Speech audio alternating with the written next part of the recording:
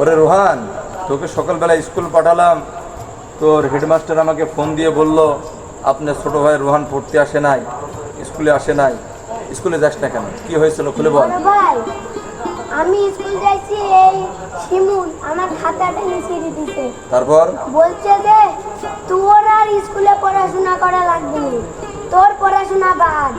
আর এই আবির পানির মধ্যে আমার মাথা ধরি খুশিছে, বলছে তোর পড়াশোনা করা লাগবে না, তোর পড়াশোনা বাদ।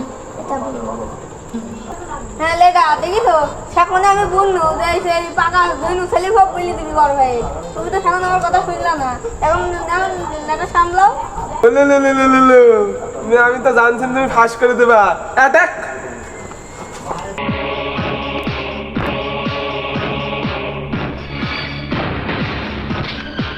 এই, তোর এত বড় সাহস, অন্যায়ের বিরুদ্ধে প্রতিবাদ করাই আমার কাজ। এ হাত তোর যতই শক্তিশালী হোক, অন্যায়ের পক্ষে যখন তুই হাত তুলেছিস, তোর হাত আমি ভেঙে ফেলব। তুই কেন ওকে মারলি, মারতে গেলি কেন? এই বেয়াদব, এই বেয়াদব, তুই তো পড়াশোনা করে বড় রংবাজ হয়েছিস। তোকে কি এই এলাকার রংবাজ হতে বলেছে কেউ? এই তোর মতো পাতি নেতা আমার পাঞ্জাবের পকেটে থাকে। এই বেয়াদব, আমার ছোটো ভাই স্কুলে যাচ্ছিল, তুই ওর খাতা কেন ছেড়েছিস? এই বেয়াদব, তুই কি পানির ভিতর কেন ডুবাইছিস? তোদের এত বড় সাহস, তোরা নিজেরা লেখাপড়া করবি না ঠিক মতো, এসএসসি পরীক্ষা দিয়ে ফেল করলি। বেয়াদব, তোর রেজাল্ট শুনি নাই, আর তুই এই ছেলেটাকে, আমার ছোটো ভাইকে এইভাবে তুই আক্রমণ করেছিস।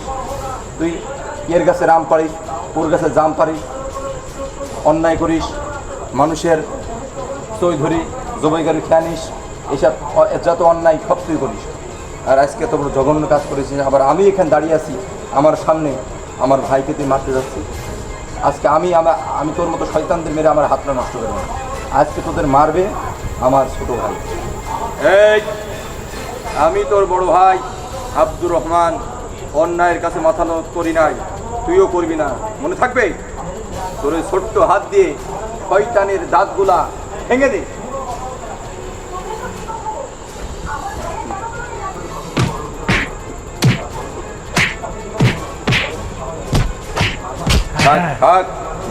এ আমির, এই গোস্তা খাবেন কেন রে? দাঁতি যে ভাঙ গেল। গোস্তটা খাতে হবে কসমানিকের বললে।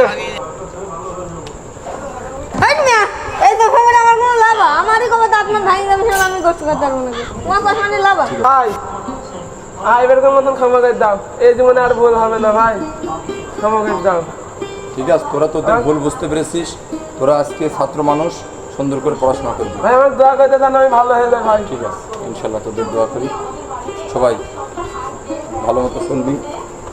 আজকের শিশু আগামী দিনের ভবিষ্যৎ, তবে এই ভবিষ্যৎটা হতে হবে ইসলামের ভবিষ্যৎ, কোরআনের ভবিষ্যৎ, ইনশাআল্লাহ।